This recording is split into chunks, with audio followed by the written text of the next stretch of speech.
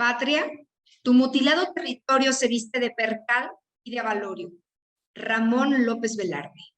Buenas tardes a todos los presentes. La centenaria y benemérita Escuela Normal del Estado de Querétaro, Andrés Valvanera, les da la más cordial bienvenida al conversatorio titulado A 200 años de la entrada del Ejército Trigarante a la Ciudad de México y la firma del Acta de Independencia.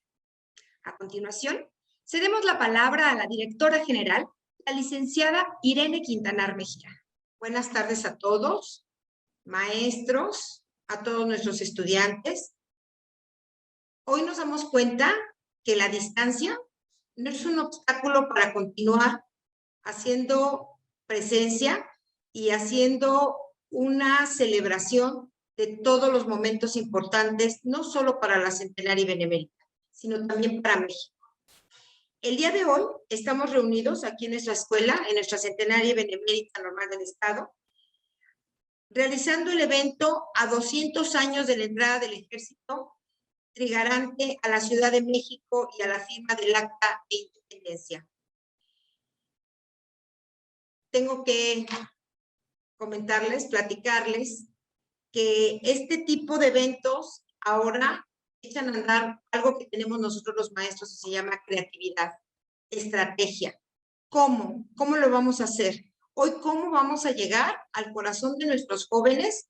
¿Y cómo vamos a hacer una empatía con ellos a través de una pantalla para realizar algún evento? Y creo que esos son los retos con los que nos hemos encontrado todos los días, tanto sus coordinadores de licenciatura, la maestra Sofía, la maestra Gina, la maestra Tania, la maestra Conchita, el maestro Ernesto. ¿Cómo vamos a lograr ese evento para poder estar todos y realmente hacer una memoria de todo lo que ha sido nuestro pasado? Y bueno, la verdad es que siempre lo he reconocido y lo reitero, tenemos maestros de excelencia que siempre tienen la manera de buscar una creatividad y una estrategia para llevar a cabo estos eventos. Y el día de hoy estamos reunidos todos para llevar a cabo este evento en un conversatorio. Un conversatorio que nos permitirá saber cómo se ha conformado la identidad nacional. Pero además, lo más importante, ¿qué significa ser mexicanos? Y para ello nos hemos apoyado de maestros del área de historia. Quiero decirles a ustedes que es importante que lo mencione. La Escuela Normal del Estado de Querétaro tiene la especialidad de historia en nivel de licenciatura, de secundaria. Pero además no solo eso, esta generación es en este momento la última generación y la única que existe llevándose a cabo dentro de este programa. Eso hace que, bueno, nosotros aprovechemos a todos estos maestros que se han dedicado a ese trabajo de la historia que es tan importante y nos han apoyado para que el día de hoy, esta tarde, sea un conversatorio muy valioso, seguramente de mucho que ellos nos compartirán de su experiencia y que ustedes podrán también solicitar la palabra y hacer las preguntas que ustedes necesiten a lo mejor por su formación o bien por aquellas dudas que nos fueron quedando y que creemos que es importante compartirlas con especialistas que esta tarde nos van a acompañar. Me refiero y doy las gracias al maestro Manuel Morales. Muchas gracias, maestro Manuel. Muchas gracias al maestro Alejandro y muchas gracias al doctor Martín Hurtado. Ellos son los que esta tarde nos van a complacer porque además hablar de historia creo que es un deleite y creo que a todos los que vivimos más en la ciudad de Querétaro, que hoy está hermosa, por favor no dejen de ir al centro de nuestra ciudad, está verdaderamente hermosa y creo que después de escucharlos a ellos le vamos a dar más sentido a cada uno de los rincones y de las calles de nuestra hermosa ciudad. Buenas tardes, bienvenidos sean todos, disfrutemos de este conversatorio. Gracias a todos los que sumaron el esfuerzo, sumaron su creatividad para llevar a cabo esto que lejos de vernos a la distancia y ser un obstáculo para detenernos, nos hemos dado cuenta que la escuela es como un tren, que no se detiene, que sigue, y que los que le han dado vida son ustedes, son sus coordinadores y los maestros, que cada uno pone el corazón en cada una de las actividades que realiza en esta escuela. Buenas tardes, aquí estamos todos. Muchas gracias. Bailar es alcanzar una palabra que no existe. Beth Jones. Una pareja representativa del grupo de danza Cuicali de la Escuela Normal interpretará Jalisco.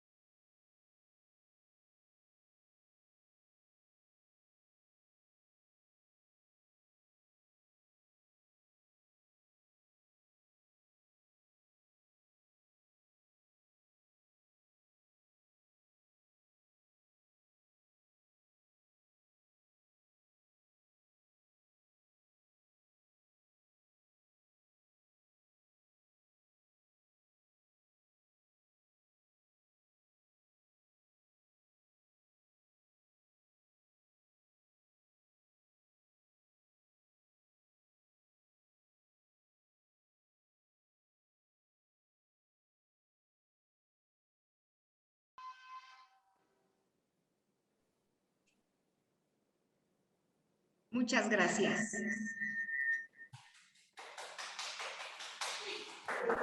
Se ha conformado la identidad nacional. ¿Qué significa ser mexicano?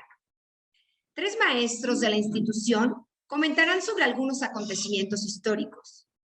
Nos honra con su presencia el maestro Manuel Morales Romero.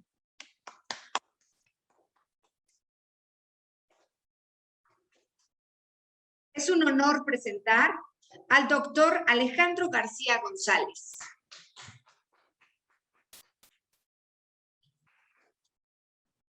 Nos complace también con su presencia el doctor José Martín Hurtado Gálvez.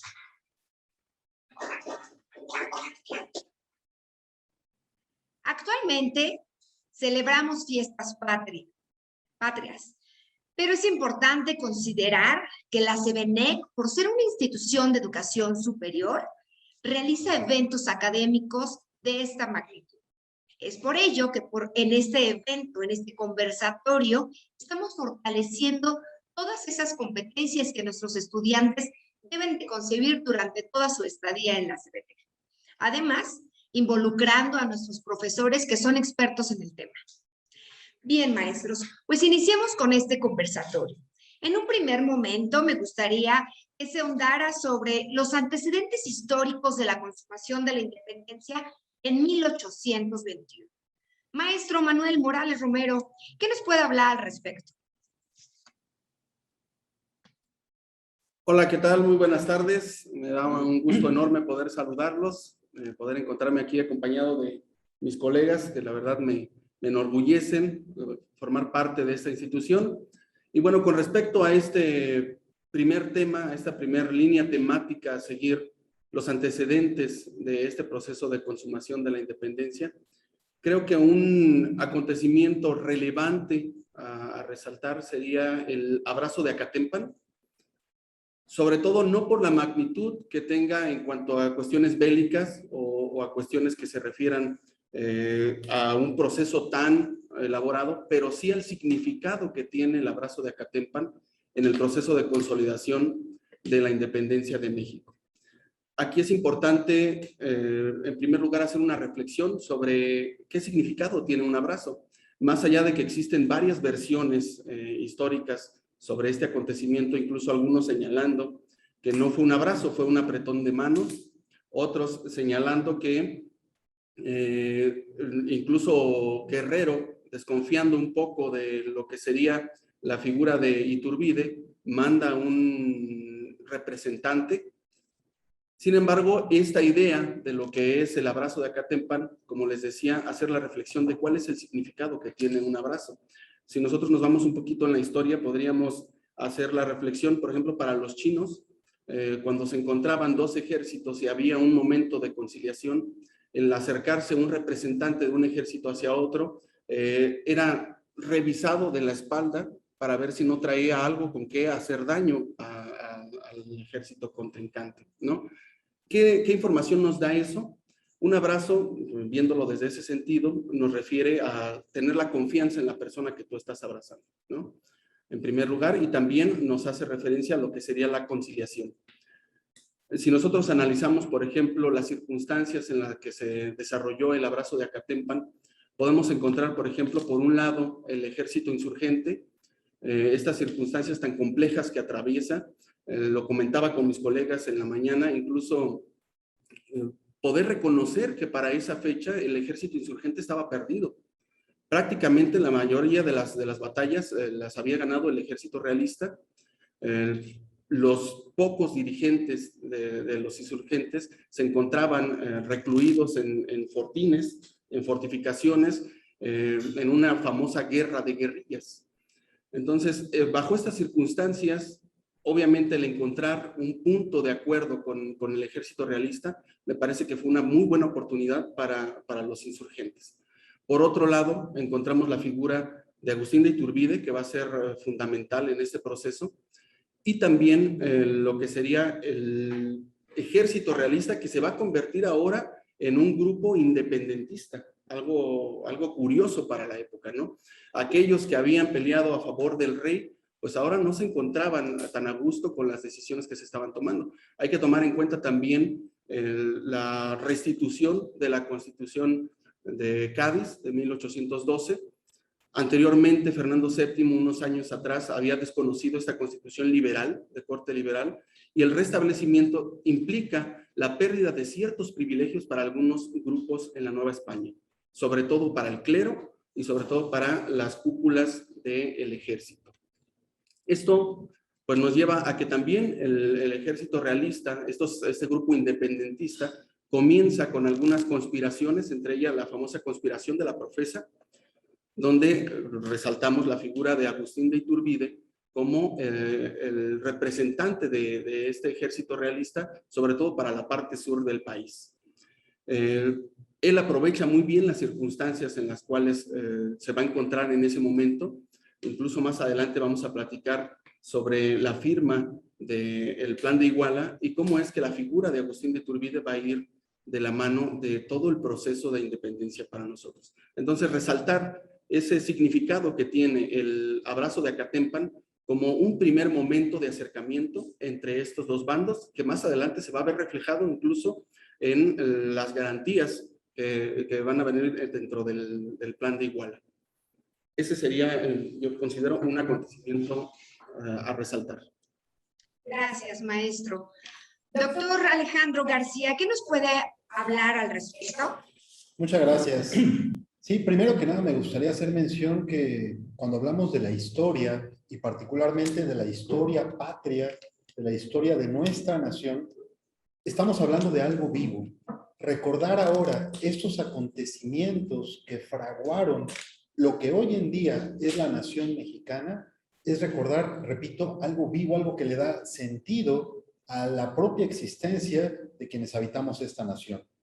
En este sentido, existen documentos que a lo largo de la historia, pues son documentos de alguna manera fundantes, de alguna manera imprescindibles para comprender la historia de México. No sé, por ejemplo, si hablamos en tiempos de la Revolución, el programa del Partido Liberal de los Flores Magón, ¿no? En el caso de la independencia, un documento fundamental para establecer las bases de la consumación de la independencia es el Plan de Iguala. El Plan de Iguala, que es propuesto, redactado por Agustín de Iturbide, y que, fíjense qué interesante, que en un contexto, y me refiero al contexto actual, donde tiene mucha importancia la capacidad de diálogo y el poder establecer acuerdos, aún a pesar de las diferencias, Agustín de Iturbide busca el acercarse a Vicente Guerrero, es decir, este acercamiento, esta unión entre los realistas, las tropas de insurgentes y el Ejército del Sur, con Agustín de Iturbide, y por otra parte los insurgentes, ¿no? Al mando de Vicente Guerrero. Entonces, se busca esta unión para consolidar un objetivo común. Es decir, aún a pesar de las diferencias, que eran muy grandes, incluso podríamos decir hasta enemigos, ¿no? Aún a pesar de eso ¿cuál es nuestro objetivo común, que es la consumación de la independencia, y cómo podemos llegar a un acuerdo para poder alcanzar ese fin? Ese acuerdo, pues, es el Plan de Iguala. Se proclama el 24 de febrero de 1821 en Iguala Guerrero. Es un momento en donde, incluso justamente gracias a ese acontecimiento, hoy en día recordamos lo que es el Día de la Bandera. ¿Por qué razón? Porque la primera bandera que con toda propiedad puede llamarse bandera nacional es la bandera trigarante. ¿Cuáles son los 4 principios fundamentales que establece este Plan de Iguala? Primero, la independencia de México. Importante resaltar la independencia del Imperio Mexicano, que es el segundo principio. Mantener una monarquía encabezada por Fernando VII. ¿Qué es importante destacar? Fernando VII, la monarquía española, están presentes en el Grito de Dolores de 1810, pero también en este documento base de la consumación de la independencia, en el Plan de Iguala. Un tercer punto del Plan de Iguala sería la religión católica como la única para este naciente imperio mexicano, y la unión de todas las clases sociales. Pero aquí me gustaría destacar, sí, de todas las clases sociales, pero de manera particular lograr esta unión entre quienes antaño eran contrincantes y poder establecer acuerdos para fundar este imperio mexicano. Me parece que ese es un elemento fundamental que viene justamente de lo que nos mencionaba el maestro Manuel, del abrazo de Acatempan, que más allá como decía, del acto físico del abrazo, es el simbolismo, la unión entre realismo y los insurgentes, ¿no? Para construir el nuevo imperio mexicano, que ahorita nos comentará el doctor. Gracias, maestro. Gracias, doctor. Bueno, y doctor José Martín Hurtado, ¿qué nos puede comentar al respecto? Bien, claro que sí, con mucho gusto. Bueno, primeramente, antes de iniciar, quiero felicitar a la CBNEC por este tipo de eventos, este conversatorio, porque al final de cuentas, como institución formadora de docentes, es decir, además de ello, como una IES, una institución de educación superior, dentro de sus funciones, además de la docencia, está la investigación y la divulgación. De tal suerte que en este caso, al participar, y que es un honor estar con mis dos compañeros en este conversatorio, pues se da pie también, aparte de lo que, como no nada más como docentes, sino también como académicos, pues forma parte de nuestras investigaciones. En ese sentido, yo quiero apuntar que, como se ha notado, hay un orden, digamos. Primeramente, con el abrazo de Acatempan, como nos decía nuestro compañero, el maestro Manuel, pues eso es en febrero de 1821. El mismo febrero también, bueno, 24 ya, de 1821, se lleva lo del Plan de Iguala. Entonces tenemos que ahí, que son 2 fechas en 1821, en febrero, y los dos se dan en el estado de Guerrero, ¿no? Acatempan e Iguala. Sin embargo, para agosto de 1821 se llevan a cabo los tratados de Córdoba. Esto es el 24 de agosto de 1821. Nosotros siempre hablamos del 27 de septiembre de 1821 como la consumación de la independencia, pero no reparamos en que hubo cosas, digamos, previas. y llevamos 2, y esta que estoy comentando ahorita, pues es la tercera, los tratados de Córdoba. Como ustedes pueden notar, ya no se llevan a cabo en lo que hoy es el estado de Guerrero, sino en Córdoba, en el estado de Veracruz. ¿Y por qué son importantes los tratados de Córdoba? Porque en un estricto sentido jurídico, la primera acta de independencia es los tratados de Córdoba, es la primera acta de independencia, ¿no? ¿Por qué nos la reconocemos entonces como primer acta de independencia? Quien quiera, quien pueda estudiar, o todos podemos, esta historia, nos damos cuenta, vamos a ver en la historia de nuestro país que es la primera acta. ¿Por qué entonces no se reconoce? Porque el gobierno monárquico de España no lo reconoce. Como no se reconoció, entonces se sigue el proceso, digamos, y vamos a llevar después al acta de independencia ya en septiembre de 1821, que lo comentaremos más al ratito. Ahora, quiero subrayar aquí quiénes firman los tratados, básicamente, de Córdoba. Son, por un lado, tenemos que es, bueno, Juan O'Donoghue, pero ya no va en su calidad de virrey. Juan O'Donoghue ya va como teniente general de los ejércitos de España. Él va representando a España. Y por el otro lado, otra vez, Agustín de Iturbide, en su calidad de primer jefe del ejército imperial mexicano de las 3 garantías. Nótese entonces que cuando hablábamos del abrazo de Acatempan, los personajes principales son Agustín de Iturbide y Vicente Guerrero. Cuando llegamos a lo de Iguala, ¿no? Plan de Iguala que nos comentaba el doctor Alejandro, pues estamos hablando ahí otra vez de Agustín de Iturbide. Y en este tercer momento, que son los tratados de Córdoba, vuelve a aparecer Agustín de Iturbide, pero ahora con Juan O'Donoghue. Ahora, ¿qué hace el Tratado de Córdoba o los tratados de Córdoba? Básicamente 2 cosas. Primero, reafirma lo que se había dicho en el Plan de Iguala, que estas 4 cosas que ya nos hizo favor de comentar el doctor Alejandro. La unión, la independencia, ¿no? La religión católica, etc. Pero también hay otras 3 cosas que se reconocen en los tratados de Córdoba, digamos. El primero es que Juan O'Donoghue reconoce y acepta, ¿no? La supremacía del ejército trigarante de tal manera que acepta que entren a la Ciudad de México. Por eso entran después, van a entrar el 27 de septiembre de 1821. Repito, los tratados de Córdoba son el 24 de agosto de 1821, más o menos un mes después. Entonces, primero, Juan O'Donoghue acepta que entre el ejército a la Ciudad de México. Segunda parte que se lleva a cabo en los tratados de Córdoba. Bueno, se reconoce al país como una nación independiente, pero de sistema monárquico. Subrayo, se le reconoce como una nación independiente, pero como sistema monárquico, ¿no? No nos independizamos y fuimos luego una república, no. Y el tercero es que se propone un imperio mexicano. Esa es la tercera parte. Se propone que sea un imperio mexicano. Y me parece que con estos 3 elementos, ¿no?, podemos tener como los antecedentes de lo que fue la consumación de la independencia. Dos cosas, digamos, acciones muy importantes en febrero de 1821 y esta en agosto también de 1821 que van a dar paso a lo de septiembre de 1821.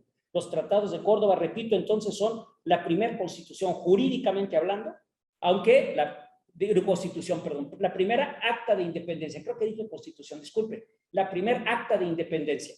Porque la Constitución, la primera, va a ser en 1824. Entonces, la primera acta de independencia legalmente son los tratados de Córdoba. Esa sería mi participación. Muchas gracias, doctor. Perfecto. Pues en un segundo momento vamos a abordar qué ocurre con la entrada del ejército trigarante y la firma del acta de independencia. Maestro Manuel Morales Romero, ¿qué nos puede comentar al respecto, maestro? Gracias, doctora Tania. Bien, pues con respecto a esta fecha tan importante, como ya lo señalaba el doctor Martín, para nuestra historia y sobre todo para la consolidación, por lo menos en la parte política, en la parte legal de lo que es la independencia, vamos a encontrar el ejército trigarante. Hemos escuchado muchas veces hablar del ejército trigarante, sin embargo, ¿cuántas veces nos hemos preguntado quiénes eran el ejército trigarante? ¿Sí? ¿Quiénes lo conformaban? ¿Cómo estaba hecho y cómo se consolidó este ejército? Que bueno, tenían un mar de cosas en las cuales no coincidían, más allá de que coincidían en lo que era la búsqueda de la independencia por distintas razones cada uno de los bandos, pues teníamos serias diferencias a partir de la diversidad que encontramos en el propio ejército trigarante. A mí me gustaría regresarme un poquito en el tiempo, ya con lo que mencionaban mis compañeros. Si ustedes se fijan, el año de 1821 va a ser un año súper activo y clave en la consumación de la independencia. Incluso el mes de febrero encontramos ahí 2, 3 acontecimientos que van a ser determinantes para la consumación. Si nos basamos, por ejemplo, en el 24 de febrero, en la firma del Plan de Iguala, vamos a encontrar cómo es que a partir del Plan de Iguala se menciona ya la existencia de un ejército trigarante, el de las 3 garantías, religión, unión e independencia, y este ejército conformado por los 2 bandos, ¿no? Insurgentes y realistas, o independentistas, como podríamos llamarles a partir de las circunstancias que se dieron. Sin embargo, va a ser hasta el 2 de marzo cuando el ejército trigarante se va a conformar. Y bueno, va a ver qué pasó en este periodo de marzo a julio de 1821. Tenemos que existían todavía varios grupos realistas peleando todavía por lo que era la defensa de la corona española. Entonces, sobre todo más que nada en el Bajío de nuestro país y en el norte de nuestro país, si ustedes se fijan, la mayoría de los acontecimientos sucedieron en el sur. ¿Por qué? Porque ahí es donde se da el encuentro entre estos 2 personajes, Guerrero e Iturbide. Sin embargo, van a existir campañas tanto militares como políticas por parte de Iturbide hacia lo que es el Bajío y el norte del país. Yo quiero hacer énfasis en cómo es que las personas que eran, por ejemplo, del bando realista, se adherían a lo que era el ejército trigarante, el ejército de las 3 garantías, o cómo era esa rendición ante el ejército trigarante, que ya para entonces pues tiene mayoría absoluta comparado con los reductos realistas que existían. Existe todo un ritual para hacer un juramento a lo que es la bandera trigarante, a lo que es el ejército trigarante, y sobre todo destacar la figura del Plan de Iguala. Se hace ese juramento ante el Plan de Iguala. Yo me voy a tomar la libertad de leerles brevemente parte de una cita donde se menciona cómo es que se realizaba este proceso de jura ante lo que era el Plan de Iguala. Dice, el 5 de julio, en Manilalco, y para el 18 de agosto, el acta de Parras, rubricada por 11 de los 9 capitulares del ayuntamiento local y el comandante del escuadrón de milicia de la villa, hace constar que autoridades y un número concurso de agentes de todas las clases congregados en la parroquia celebraron misa cantada y después del evangelio se leyó el plan del señor Iturbide, haciendo referencia al Plan de Iguala, con varias proclamas, y concluida se procedió al juramento que se hizo en los términos siguientes: puesto sobre una mesa colocada en el presbítero un santo Cristo y el libro de los santos evangelios, juró el señor cura párroco en manos del presbítero, don Bonifacio Valdivia, lo primero, observar la santa religión católica, apostólica y romana. Primer garantía, ¿sí? En este rito o en este ritual de jura ante el Plan de Iguala encontramos la primera garantía, ¿sí? Jurar lealtad ante la Iglesia Católica. Lo segundo, hacer la independencia de este imperio, guardando para ello paz y unión entre europeos y americanos. Aquí encontramos ya las 2 garantías restantes, la independencia y la unión entre los europeos y los americanos. Y el tercero, reconocer al señor don Fernando VII si adopta y jura la Constitución que haya de hacerse para las Cortes de esta América septentrional. Rescatando nuevamente, continúa la cita, sin embargo, eso es lo que yo quería rescatar, resaltando nuevamente la figura de Fernando VII. Tenemos que Fernando VII, desde el inicio de la Guerra de Independencia, va a ser figura primordial como el rey de España. Incluso en el grito de Dolores que tanto nosotros conocemos, Miguel Hidalgo pronuncia "Viva Fernando VII", y encontramos que ya para esta época, para finales de la Guerra de Independencia, para este proceso de consumación de la independencia, la figura de Fernando VII sigue siendo protagónica. Entonces, la idea que tenemos nosotros muchas veces de lo que se buscaba con la independencia no es realmente lo que se buscaba en ese entonces. En un principio se pensaba en ofrecer el trono a un monarca europeo, sobre todo de la Casa Borbón, y sobre todo si era Fernando VII. Obviamente, por ahí comentaba con mis colegas, incluso si lo podíamos platicar como si dijéramos en letras chiquitas, iba dentro de esta propuesta en el plan de Iguala, pues la propuesta de Agustín de Iturbide, tal vez no como segunda o como tercera opción, pero sí ya iba considerada la opción de que de no ser aceptada la corona del Imperio Mexicano, pues sería adoptada por Agustín de Iturbide. ¿Sí? Entonces resaltamos ahí esa parte de cómo es que el ejército trigarante se conformó y bueno, bajo qué circunstancias se hizo. Perfecto. Gracias. Muchas gracias, maestro. Bueno, doctor Martín, José Martín Hurtado, ¿qué nos puede hablar al respecto de este segundo momento? Claro que sí. Bueno, pues retomando lo que dice mi compañero maestro Manuel, quiero hacer alusión en primer momento al término garantía. Fíjense que nosotros en la Constitución actual, la de 1917, que fue una reformulación de la de 1857, hablamos de las garantías individuales. De hecho, uno de los grandes investigadores mexicanos sobre derecho, Trueba Urbina, sostiene, y así ha sido reconocido a nivel mundial, que la primera constitución político-social del mundo es la de 1917, la mexicana. ¿Qué le hace ser una constitución político-social? Que atiende precisamente algo que se llaman garantías individuales. Sin embargo, para nosotros hoy las garantías individuales son diferentes a 1821. ¿Por qué se le llama el ejército trigarante? Porque es el de las tres garantías. ¿Y cuáles son estas tres garantías? Como decía mi compañero Manuel. Por un lado, está simbolizado en la misma bandera. No sé si se pudiera poner la imagen para que ahí está la bandera. Y vean ustedes que tiene religión, bueno, está con Y como se escribía en aquel entonces, independencia también con Y como se escribía en aquel entonces, y unión. Vamos de uno por uno. El color rojo originalmente no debió haber sido rojo, sino encarnado. Cuando Agustín de Iturbide manda hacer la bandera, ¿no? En 1821, en febrero, que la diseña el sastre Magdaleno Campo, el color original iba a ser el encarnado. El encarnado es algo parecido así como, digamos, como un violeta, un rojo encendido, como guinda, digamos. Como no tenían ese color, y eso está registrado, documentos originales del Archivo General de la Nación, pues utilizaron el color rojo. Ahora, ¿qué simboliza ese color rojo que es como lo que tenemos ahí? Bueno, es precisamente la unión. ¿La unión entre quiénes? La unión entre los americanos, porque el concepto mexicano no existía en ese momento. Sí se hablaba ya de los mexicanos, pero no se hablaba de mexicanos como país, se hablaba como americanos, ¿no? De hecho, nos hizo favor de leer una parte de nuestro compañero, el doctor Alejandro, donde se habla de americanos.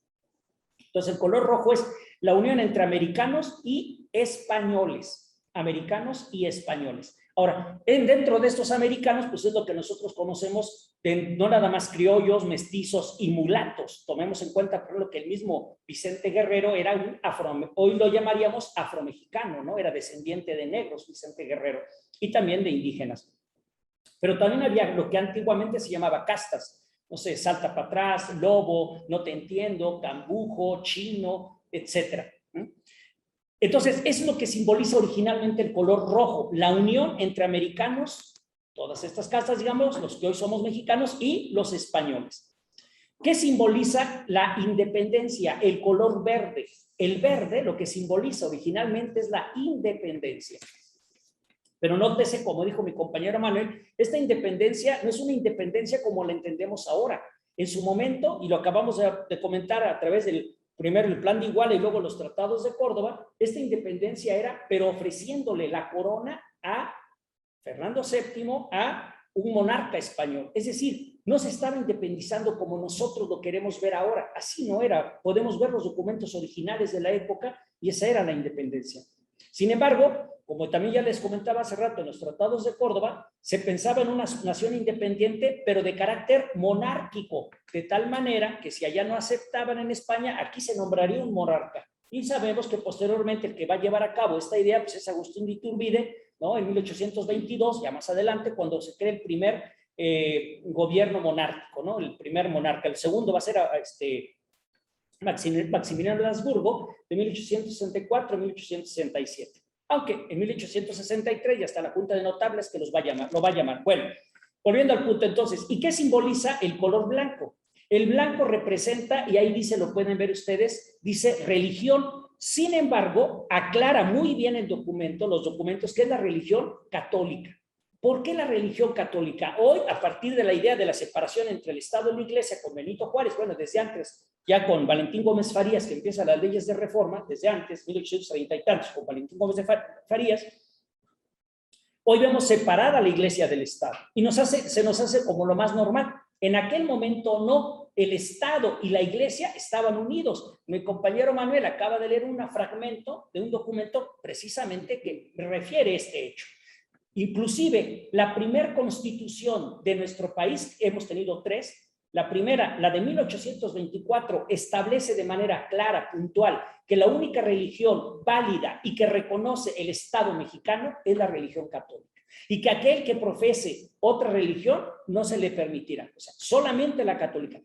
Va a ser hasta 1857, la segunda constitución, donde se va a separar la iglesia y el Estado, y entonces ahora sí se reconoce cualquier tipo de iglesia y el Estado está separado de la iglesia. Pero aquí todavía no. Entonces, cuando nosotros hablamos de esto, color rojo, verde y blanco, estamos hablando precisamente rojo, unión, repito, entre americanos y españoles. Verde, la independencia de nuestro país. Blanco, la pureza, porque de hecho se dice así el texto original, es la pureza de la religión católica. Eso es lo que significa originalmente. Sé que después ya nos van a decir que el rojo es la sangre, el verde es el pasto, el blanco la pureza, y luego los colores de la sandía y no sé cuántas cosas más, ¿no? Pero originalmente no es eso. Es lo que les acabo de referir y con eso terminaría yo esta segunda parte. Gracias. Muchas gracias. Bueno, pues retomando este segundo momento, doctor Alejandro García, ¿qué nos podría anunciar al respecto? Muchas gracias. Vamos a tratar de imaginarnos septiembre de 1821. Ya desde mediados de septiembre de ese año, el Ejército de las Tres Garantías, el Ejército Imperial de las Tres Garantías, mejor conocido como Ejército Trigarante, ya se encuentra en la Ciudad de México, ¿no? Y entonces se está planeando, programando, organizando una entrada triunfal. Hoy en día, a 200 años de este acontecimiento, ahorita por la pandemia se ha dado esta oportunidad, pero es usual que los días 16 de septiembre acudimos al desfile. Vamos algunos a desfilar, vemos a las Fuerzas Armadas desfilando, y es un desfile muy importante para la nación. Se lleva a cabo en cada estado, pero de manera particular en la Plaza de la Constitución, en la Ciudad de México, pues desfilan ahí las Fuerzas Armadas, ¿no? Ese hecho también de alguna manera recuerda o recupera una fecha que, si bien no podríamos decir que está olvidada, pero es una fecha que a lo mejor no se le ha dado la importancia que tiene. Me refiero 27 de septiembre de 1821, la entrada triunfal del Ejército Trigarante a la Ciudad de México. Tratemos de imaginar la tarde del 26 de septiembre, un día antes de este gran desfile triunfal de Agustín de Iturbide. Se colocaron adornos en la Ciudad de México, un arco completamente adornado. Sin embargo, la lluvia, cuentan los relatos de esa época, que la lluvia de la tarde anterior, noche anterior del 26 de septiembre, destiñó un poco los adornos que ahí se habían colocado. Y entonces es el 27 de septiembre cuando al frente Agustín de Iturbide entra con el Ejército Trigarante a la Ciudad de México, simbolizando ¿qué? El nacimiento del Imperio Mexicano. ¿Quiénes conforman este Ejército Trigarante? Se habla de aproximadamente 16,145 elementos. Se dice que fueron 6 horas de desfile triunfal por la Ciudad de México, ¿no? Ahora bien, un día después, 28 de septiembre, tengo aquí, lo voy a mostrar un poquito en la cámara. Esto es un facsímil del Acta de Independencia del Imperio Mexicano. Lo voy a acercar un poquito. Pero sobre todo, más que mostrarlo, me interesa dar lectura a algunos fragmentos que vienen a darle una importancia muy especial a estas dos fechas, 27 de septiembre y 28 de septiembre de 1821. ¿Qué estamos conmemorando este año? El bicentenario de la consumación de la independencia, propiamente dicho, el bicentenario de la independencia nacional. Dice así: Acta de Independencia del Imperio Mexicano, pronunciada por su Junta Soberana, congregada en la capital el 28 de septiembre de 1821. La nación mexicana que por 300 años ni ha tenido voluntad propia ni libre uso de la voz, sale hoy de la opresión que ha vivido. Los heroicos esfuerzos de sus hijos han sido coronados y está consumada la empresa, eternamente memorable, que un genio superior a toda admiración, elogio, amor y gloria de su patria, principió en Iguala, proseguió y llevó a cabo, arrollando obstáculos casi insuperables.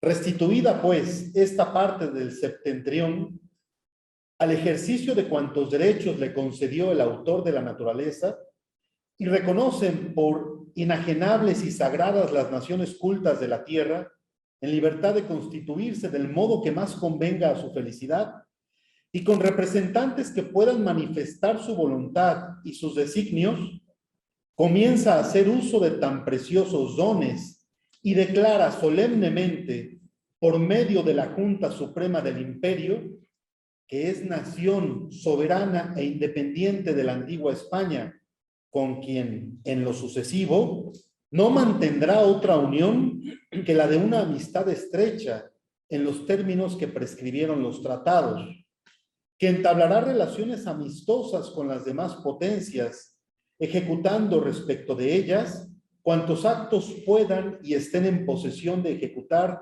las otras naciones soberanas, que va a constituirse con arreglo a las bases que en el Plan de Iguala y Tratados de Córdoba estableció solamente el primer jefe del ejército imperial de las tres garantías, y en fin que sostendrá a todo trance y con el sacrificio de los haberes y vidas de sus individuos esta solemne declaración, hecha en la capital del imperio a 28 de septiembre de 1821, primero de la independencia mexicana.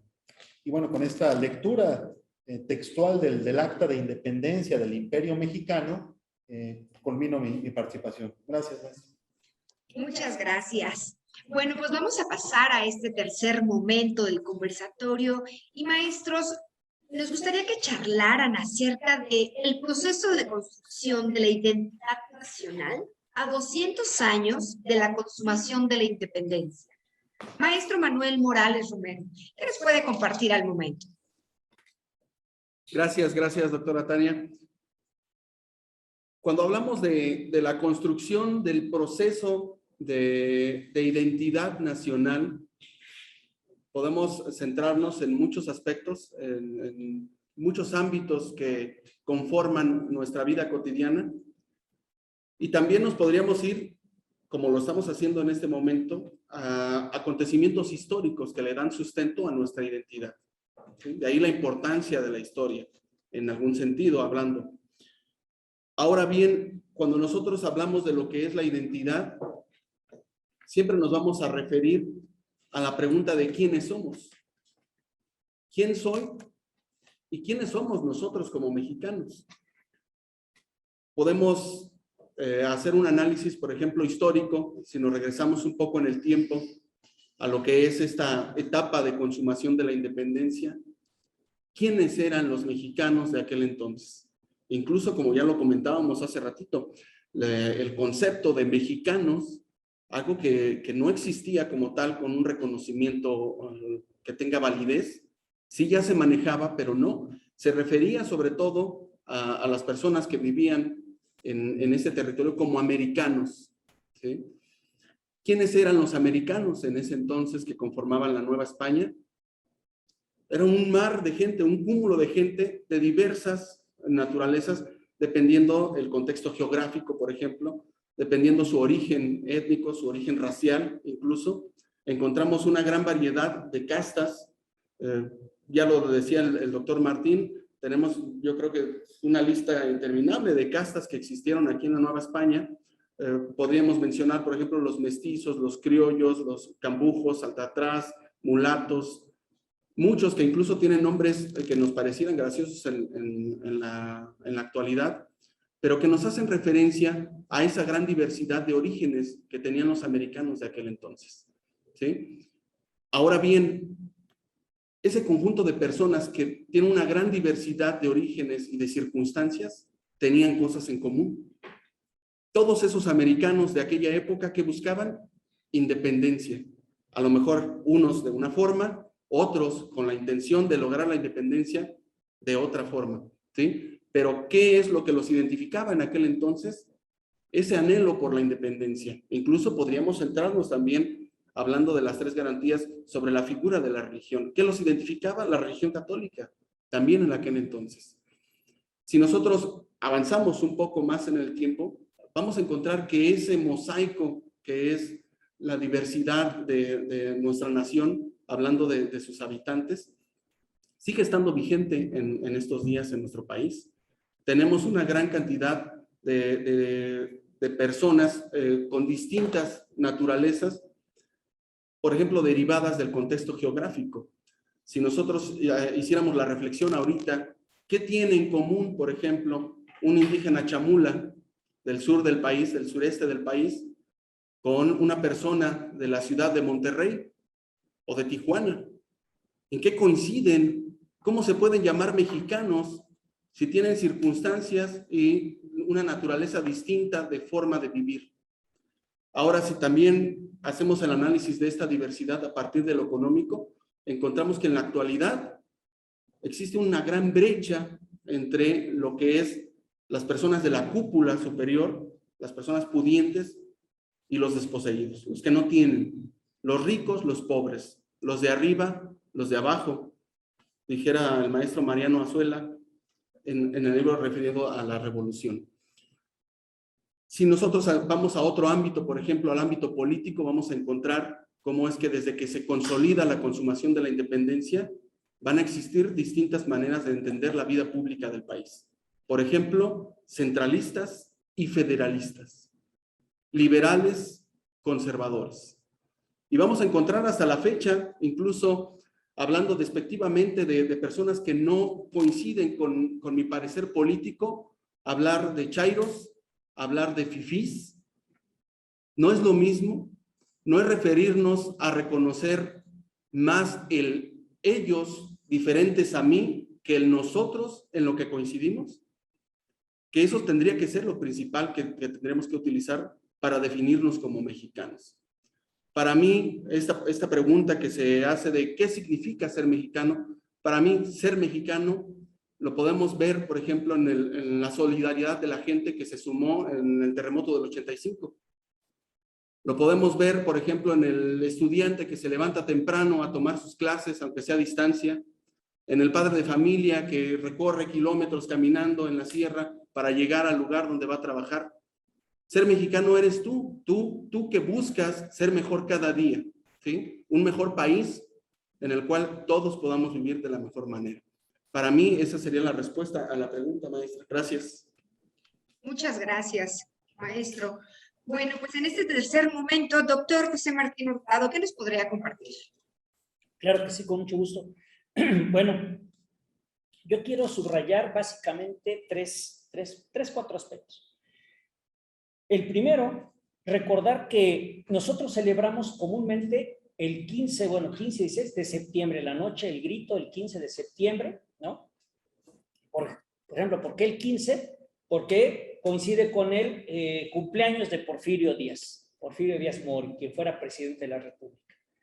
En historia sabemos todos que hemos estudiado esta parte de nuestro país, digamos, que el grito no fue en la noche, fue el 16 en la madrugada y se cree que fue aproximadamente a las 5 de la mañana. O sea, no tiene nada que ver a las 11 de la noche el 15. Sin embargo, tradicionalmente lo hacemos. Ahora, ¿cómo celebraban el grito los primeros, digamos, mexicanos? Bueno, hay que tomar en consideración que el primer año en que se celebra el grito de la independencia es en 1813. Todavía están en la guerra. En el estado de Hidalgo, es donde celebran el primer día, digamos, la primera vez que celebran el grito. Sin embargo, ya después de la independencia que se ha consumado, ¿qué se celebraba? Se celebraba desde el 15 hasta el 21, o sea, se celebraba 15 de septiembre y hasta todo lo que era el 27 de septiembre, o sea, todos esos días era festejo, digamos. Lo fueron reduciendo, luego ya fue una semana, así, etcétera. ¿Por qué nosotros celebramos hoy solamente el inicio y no la consumación? Si ustedes observan, la consumación, el acta de independencia es un acta de independencia del Imperio Mexicano. Es imperio, no es república, ¿no? Entonces, por eso el himno nacional mexicano se le quitan 2 estrofas, porque en una se habla de Antonio López de Santana y en otra se habla de Iturbide. Y no los podían dejar, obviamente, los gobiernos republicanos. Entonces lo quitan, ¿no? Tenemos incluso nuestra águila. En el siglo XIX el águila, todos saben, se voltea hacia el lado derecho, es republicana. Perdón, hacia el lado izquierdo es republicana. Se voltea hacia el lado derecho, pues es una águila monárquica o conservadora. Entonces nos vamos dando cuenta cómo se juega, entre comillas, con todos estos símbolos, digamos, ¿no? Y nos van a llegar a nosotros. Y entonces hoy nos preguntamos qué nos hace ser mexicanos. ¿Qué nos da identidad? Yo, añadiendo un poco a lo que nos dice nuestro compañero Manuel, el maestro Manuel, yo hablaría de la misma palabra, identidad. Fíjense que lo decimos como si fuera una sola palabra y hoy lo es. Sin embargo, está conformado de 3 partes, un prefijo, un infijo y un sufijo. Id es el apócope de idem. La palabra apócope es cuando tengo una palabra completa, le corto un pedacito y con el pedacito que me queda se entiende lo demás. Por ejemplo, policía, apócope poli, compadre, apócope compa, refrigerador, apócope refri, ¿no? Ese es un apócope. Entonces la palabra es como bueno existe en español, es una forma apocopada de la palabra bueno o buena. Buen no existe en español, repito, es una forma apocopada. Bueno, entonces cuando hablamos de id, es un apócope de idem. ¿Y qué significa la palabra idem? Significa lo mismo. Luego, ent es otra vez un apócope de ente. Ente, ¿no? Que viene del latín, ¿no? Entitas, significa ser. En griego es ontos, bueno, nosotros en español decimos ontos, pero sea en griego ontos. Ousía, también podría ser en griego ousía, se pronuncia usía, de ahí viene la palabra usted, pero bueno, ya no me meto en este rollo. Y entonces cuando decimos él, estamos hablando del ser. Y luego fíjense en el sufijo idad, como posibilidad, tranquilidad, entidad, termina en idad, ¿no? ¿Qué nos dice en español? Lo que nos está diciendo es que está en construcción, que se puede llevar a cabo. De tal manera que cuando decimos id, ente, idad, lo que estamos diciendo es que se puede llevar a cabo, ¿qué cosa? Que el ente sea lo mismo. ¿Y lo mismo de qué? Pues lo mismo del lugar en donde nace. Por eso hablamos de una persona humana. Hay gente que dice, o gentes, porque es correcto decir gentes con ese al final, pero bueno, gentes o gente que dice que es un pleonasmo decir persona humana. No, en humanidades insociales sabemos claramente que eso no es un pleonasmo. ¿Por qué no es un pleonasmo? Porque estamos hablando de la persona, prosopone en griego, persona de persona en latín y persona en español, que significa el ser que es, ¿no? Pero luego dice humana, esta máscara, este ser, pero luego dice humana, humus, tierra, la persona que es dentro de la propia tierra en donde nace. Y por tierra no se entiende solamente la parte física, geográfica, sino la parte cultural. No solo somos mexicanos en un sentido de cruza de españoles con indígenas o con negros, no. Somos mexicanos por esta cruza cultural. De esto ya lo refiere en México Profundo Guillermo Bonfil Batalla, uno de los principales historiógrafos mexicanos. Entonces, para terminar, ¿qué le quiero subrayar en esta parte? Que la cuestión ontológica del ser mexicano, la identidad, tiene que ver con un ser siendo, un estarse construyendo de continuo dentro de su propia cultura. ¿Pero cuál es su cultura? Y ahí pueden ver en la imagen, es una riqueza tremenda, gigantesca. Tenemos del norte, de las costas, del centro, el Bajío, la planicie, el sureste, las selvas, la montaña. ¿Qué es México? Todo eso es México. Pero esta mexicanidad, digamos, se construye a partir de, repito, reconocerse primero como unidad, porque somos una entidad, un ser siendo ahí, lo mismo. Por eso se les llama entidad federativa, por ejemplo. Ente, entidad federativa, identidad, es la misma raíz. Ahora, Termino nada más diciendo que hay algunos historiógrafos que yo recomiendo si quisieran leer al respecto sobre este tema de la identidad de los mexicanos. Empezaríamos desde Samuel Ramos, ¿no? Octavio Paz, el que les acabo de decir, Guillermo Bonfil Batalla, Roger Bartra y uno de los que incluso fue mi maestro, Enrique Duce, ¿no? Entonces, ahí todos ellos pueden en un momento dado, o podemos acercarnos a leer sus obras y nos vamos a dar cuenta que esta identidad es algo que está de suyo construyéndose continuamente, ¿no? No es algo que se tenga. Por eso vamos a ser diferentes, republicanos, monárquicos, conservadores, liberales. Sí, pero todos somos parte de este mismo espacio. No lugar nada más geográfico, sino espacio en un sentido cultural. Es lo que a mí me gustaría comentar al respecto. Muchas gracias, doctor. Bueno, y finalmente el doctor Alejandro García, ¿qué nos puede comentar al respecto de este tercer momento? Muchas gracias. A mí me gustaría iniciar esta última intervención hablando igual de un concepto griego, el concepto de polis, el concepto de que usualmente se traduce como ciudad, comunidad, incluso se le puede entender como ciudad-estado.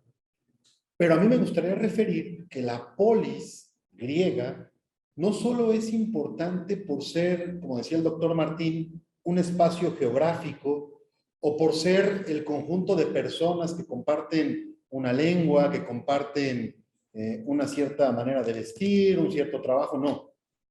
Es, y más importante, que comparten una identidad que le da sentido a su propia existencia.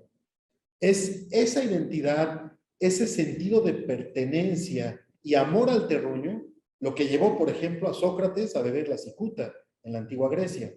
Ahora bien, traído a nuestros días, a mí me gustaría compartirles una pequeña frase que dice así: si tus ancestros te legaron tradición de gloria y honra, deber tuyo es corresponder en demasía para que ni una ni otra se acabe ni se manche.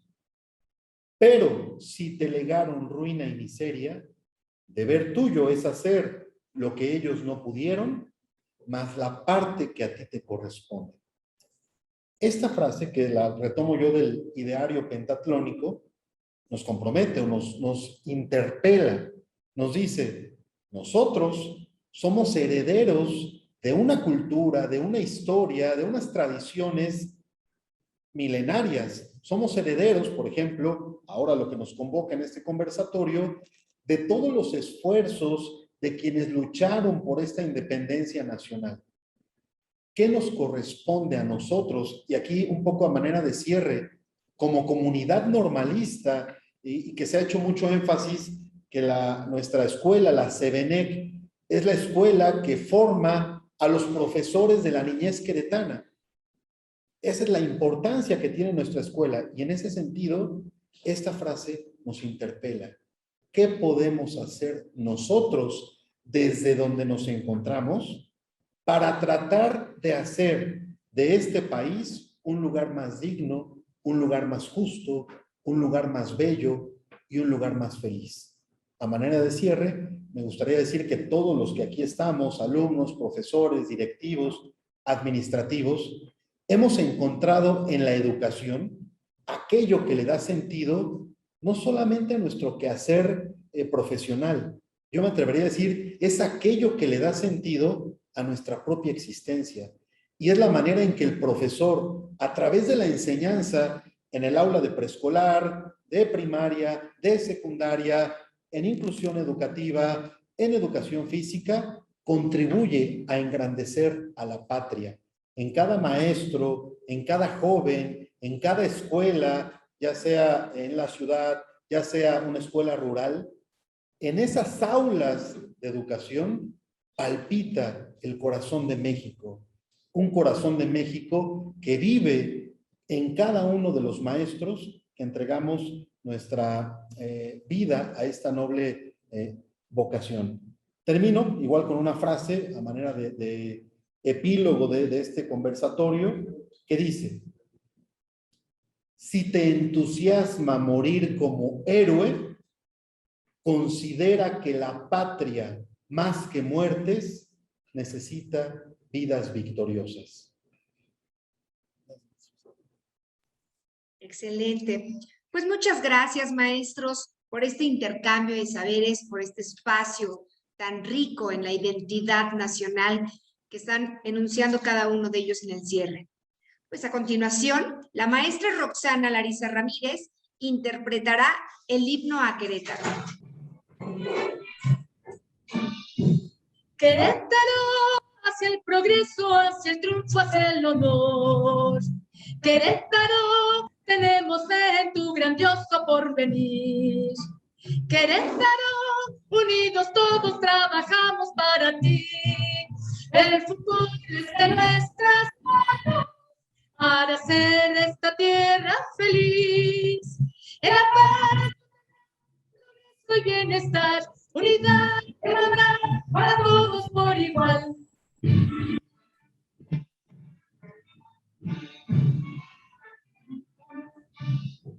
Querétaro, hacia el progreso, hacia el triunfo, hacia el honor. Querétaro, tenemos fe en tu grandioso porvenir. Querétaro, unidos todos trabajamos para ti.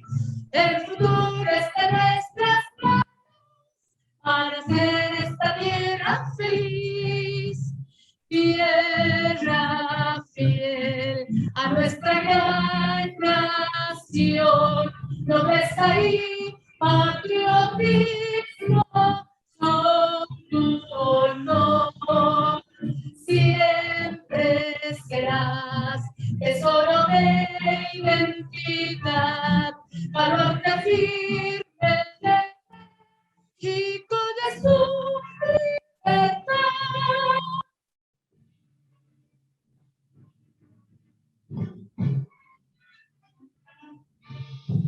Querétaro, hacia el progreso, hacia el triunfo, hacia el honor.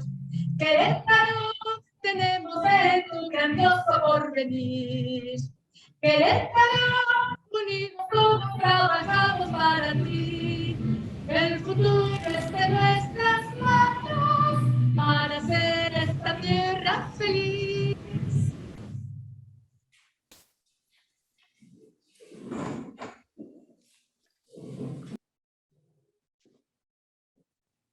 La música es el lenguaje universal de la humanidad. Henry Wadsworth. Desde la tierra del tequila y el mariachi, con ustedes, los estudiantes de la licenciatura en educación secundaria, Diana Patricia Cano Díaz y Daniel Holguín Martínez.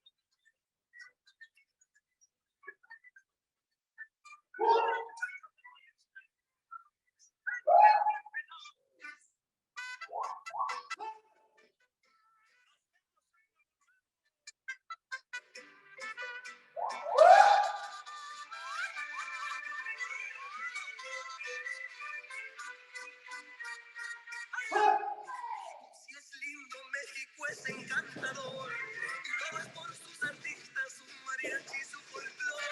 Cantando y bailando siempre hagan la paz o hagan la guerra. Porque cantando y bailando yo puse a girar la tierra. Pelear no es bueno.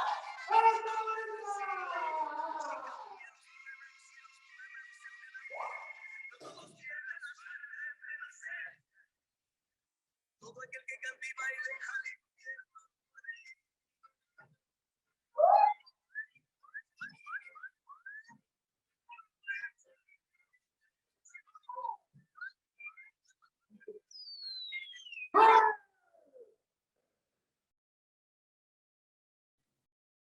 Muy bien, pues muchas gracias. Llegó el momento en que expresen sus comentarios, sus dudas al respecto. Pueden hacer estos, mandarlos en el chat. Vamos a dar lectura y posteriormente, pues los maestros los apoyarán para darle respuesta a cada uno de ellos. Vamos a iniciar con el primero. Bueno, el maestro, me parece que Miguel comenta, la hispanidad es un concepto que también estaba arraigado en aquellos tiempos y que sigue buscando resurgir. ¿Qué opinan, maestros?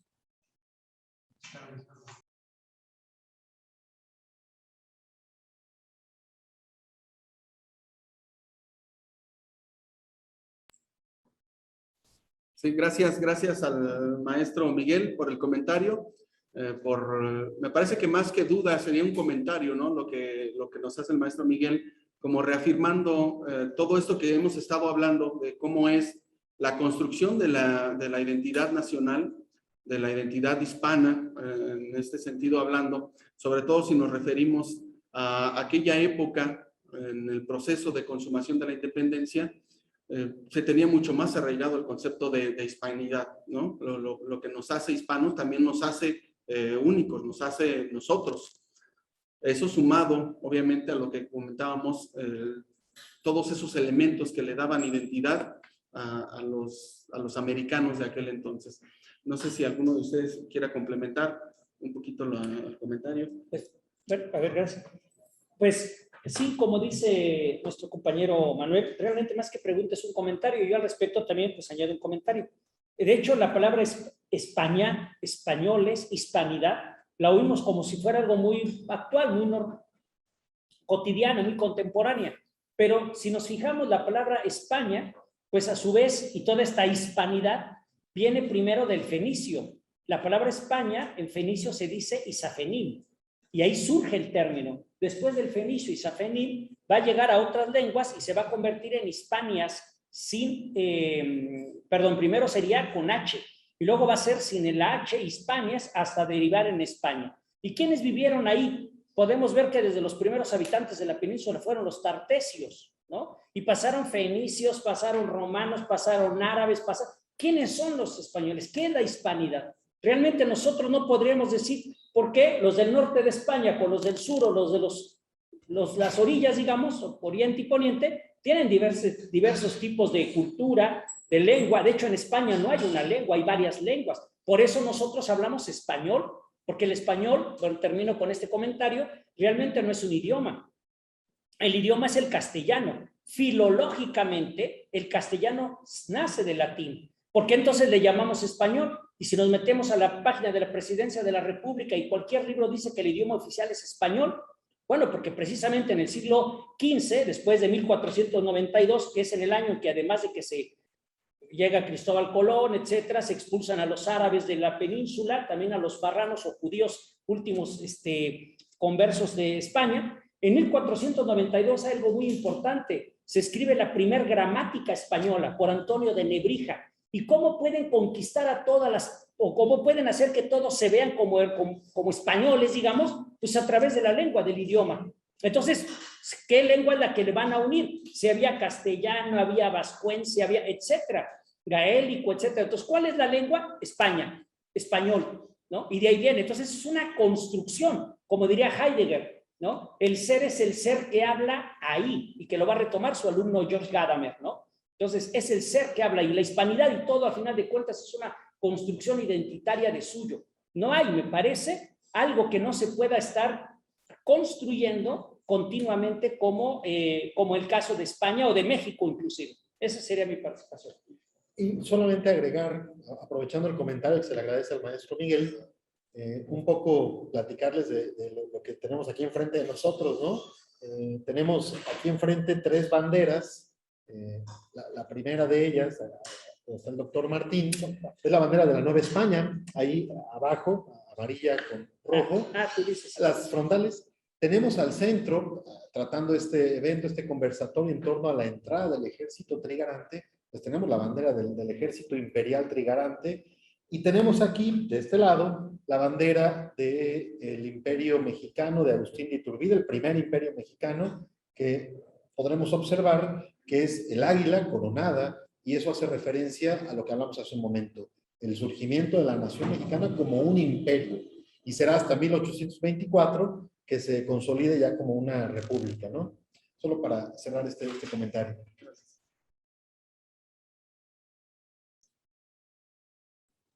Muchas gracias. Bueno, pues hay otro comentario.